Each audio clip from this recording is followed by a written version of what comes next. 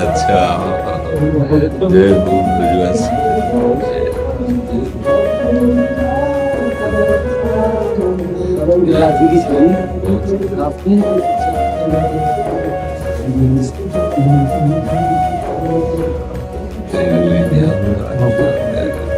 गिरिराज जी का प्रसाद है। हाँ, गिरिराज जी की प्रसाद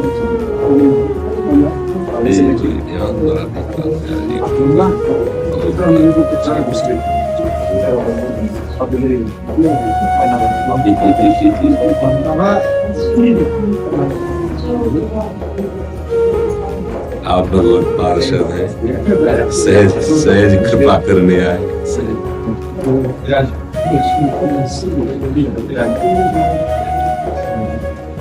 कल ऐसा हुआ कि कल आप सपने में आए तो आप,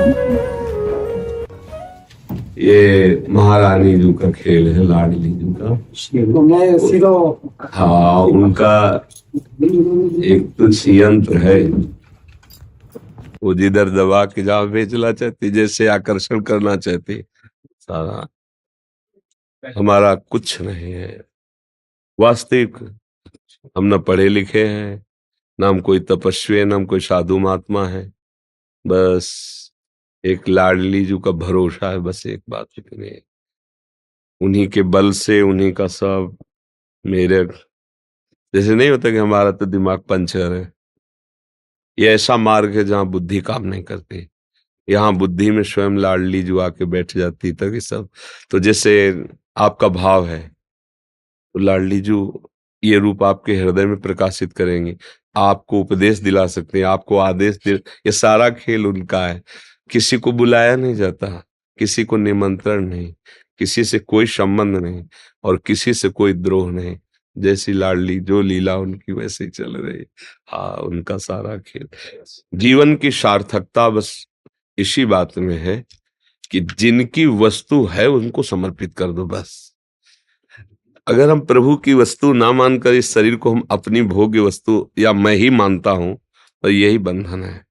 और इसका समर्पण हो जाए, तो ये बात मलिन हृदय होने के कारण, भोगों में रति होने के कारण समझ में नहीं आती। इसीलिए नाना प्रकार के क्लेश भोगते हुए पुनरपि जननम पुनरपि मरणम पुनरपि जननी जठरे शयनम।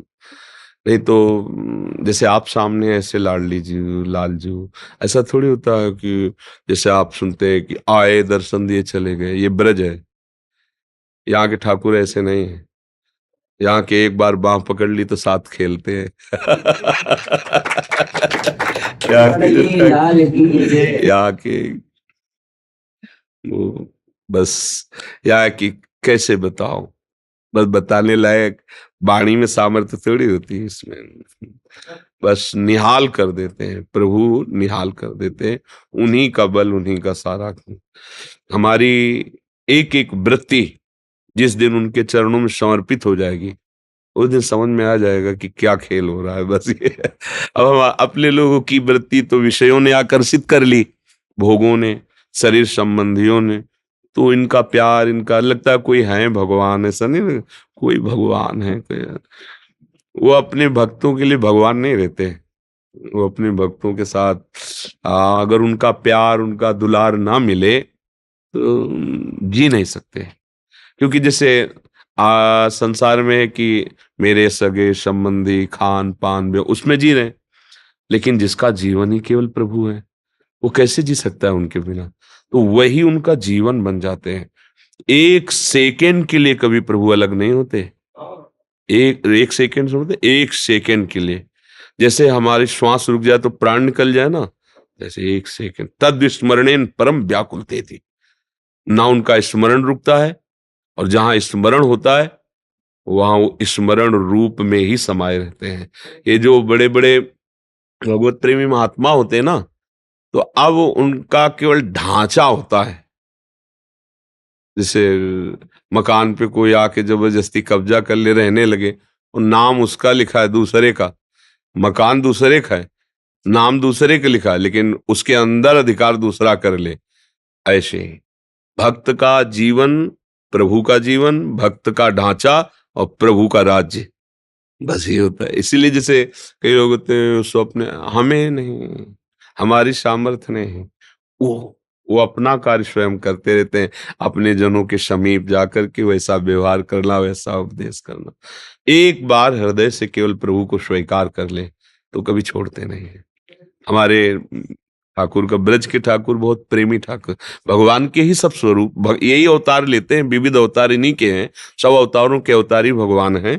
पर इनका जो यहाँ का स्वरूप है, ब्रज 84 कोस के अंदर का, बस सीमा पार करते ही दूसरा स्वरूप है।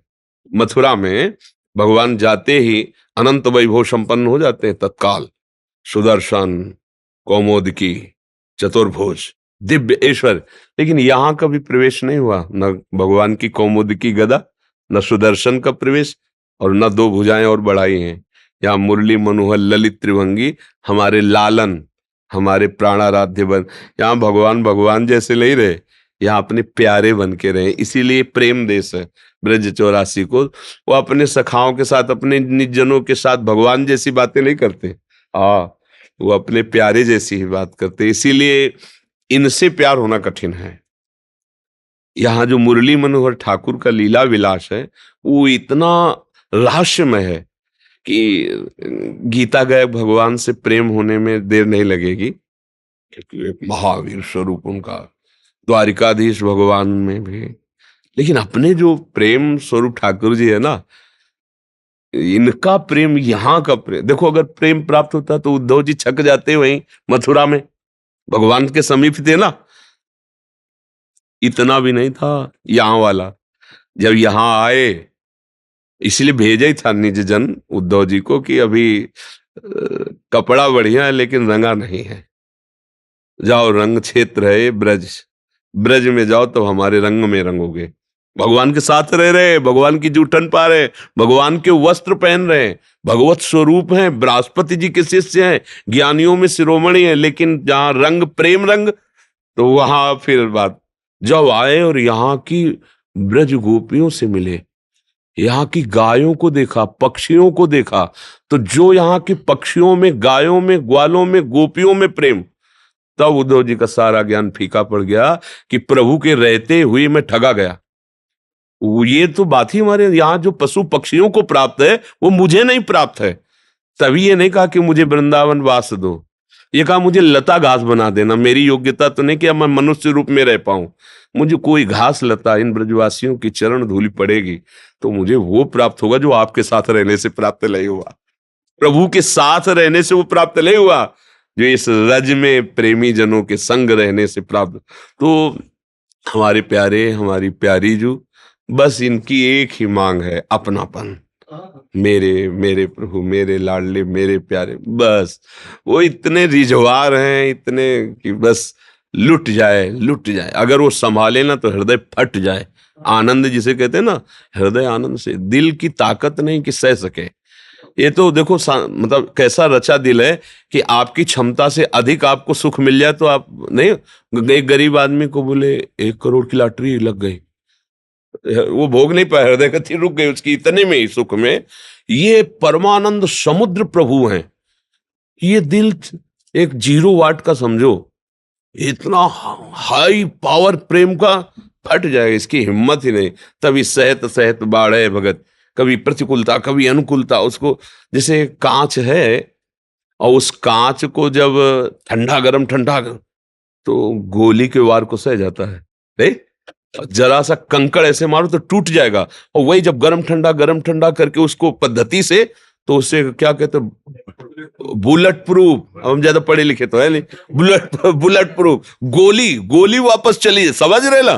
तो यही जो पार्थिव दिल है, जब दिलवर को समर्पित किया जाता है ना, तो भारी प्रतिकूलता, भारी अनुकूलता, ये गर्म ठंडा है, अनुकूलता ठंडा, ऐसे ऐसे करके उसको ऐसा मजबूत बना देते कि उनके साथ खेलता है, प्रभु के साथ खेलता है उनका ऐसा। तो ये द्वारकाधीश प्रभु का अच्छा, मतलब द्वारकाधीश प्रभु ब्रजवासी है बाबा। इसको बनाए काफी टाइम हो गया, लेकिन बैटरी हो पा रही थी, अब से आज बैठ हुई है। बड़ी अभिलाषा थी आपके दर्शनों की। ये हमारे लिए लाए आप आपके लिए क्या सेवा करें। आपके दर्शन में थोड़ी सेवा होगी। कई महीनों से हम बड़े अभिलाषा थे आपके दर्शन के। या- कभी आप दर्शन करने के लिए अब क्या, जब से हमारा डायलिसिस के शरीर का किडनी का होने लगा ना, तब से एकदम शक्तिहीनता, ये तो भागवती शक्ति से हम बोलते हैं। नहीं तो अब जैसे बैठे ना तो शरीर टूट रहा है, ये लगता है जल्दी से लेट जाए। किडनी फेल है ना, अब डायलिसिस तो कहीं आना जाना हो ही नहीं पाता। अब 10 सवा 10 बजे से डायलिसिस शुरू होता है और 2:45 बजे तक वो सब होके फिर इसके बाद एकदम मुर्दा शरीर रहता। फिर थोड़ा खाओ पियो, फिर चेतना आई, फिर दूसरे दिन तीसरे दिन डायलिसिस होता है।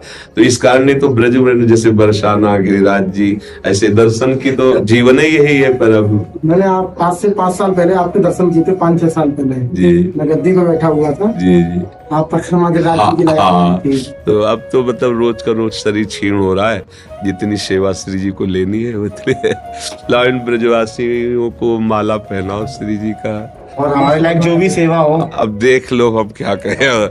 हम तो यही कहेंगे कि ऐसी कृपा करो कि निरंतर नाम हमारा श्री जी के चरणों में लगा रहे, आप ब्रजवासियों की दया से। अब जितने दिन जीवन है आप सब ब्रजवासियों की सेवा में रहे बस।